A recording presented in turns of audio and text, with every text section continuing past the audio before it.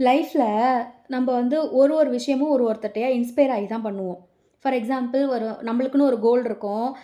So இந்த கோல வந்து இவங்க ரீச் பண்ணியிருக்காங்க. அவங்க என்னென்ன மெத்தட்ஸ் யூஸ் பண்ணி அந்த கோல ரீச் பண்ணாங்க அப்படின்றத நம்ம லைஃப் ஸ்டைல வந்து இம்ப்ளிமெண்ட் பண்ணி, நம்ம அதுபடி பண்ணி ப்ராக்ரஸ் பண்ணி பார்க்கணும்.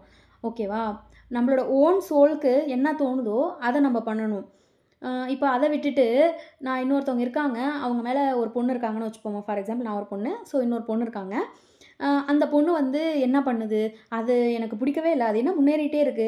அத விட நான் முன்னாடி இருக்கணும். அப்டின்ற ஒரு எண்ணத்துல வந்து, அது என்ன பண்ணுதோ, அத அப்படியே நான் வந்து காப்பி அடிச்சுட்டே இருக்கேன். ஆனா, அது வாழ்க்கைக்கு தேவையானது, அதோட கோல் என்னவோ, அதுபடி அது போயிட்டுருக்கு. நான் எனக்கு கோலே செட் பண்ணாம, அந்த பொண்ணு வந்து அது கோல போய் ரீச் பண்ணிடும். நான் கோலே செட் பண்ணாம, அது என்ன பண்ணுதோ, அத மட்டும் காப்பி அடிச்சுட்டே இருப்பேன். கடைசில பார்த்தீங்கன்னா, அந்த பொண்ணு ரீச் பண்ணி, அவ வேற லெவலுக்கு போயிருப்பா. நான் இங்க உட்காந்து காப்பி அடிச்சுட்டே இருப்பேன் பார்த்தீங்களா? அவ என்ன பண்றாளோ, அத மட்டும் காப்பி தான் அடிச்சுக்கிட்டு இருப்பேன். என் லைஃப் நாசமா தான் போயிருக்கும். அவ ரீச் பண்ணி அவ எங்கேயோ போயிருப்பா. ஸோ, அதனால இன்ஸ்பயர் ஆகுறது அப்படின்றது வேற, காப்பி அடிக்கிறது அப்படின்றது வேற.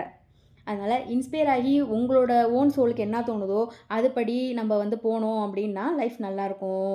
ஒருத்தவங்கள காப்பி அடிச்சுட்டு, இங்க உட்காந்துட்டு அவங்க மேல பொறாமப்பட்டுட்டு காப்பி அடிச்சுட்டு உட்காந்தோம்னா, லைஃப் நாசமா தாங்க போகும். டாட்டா பாய்.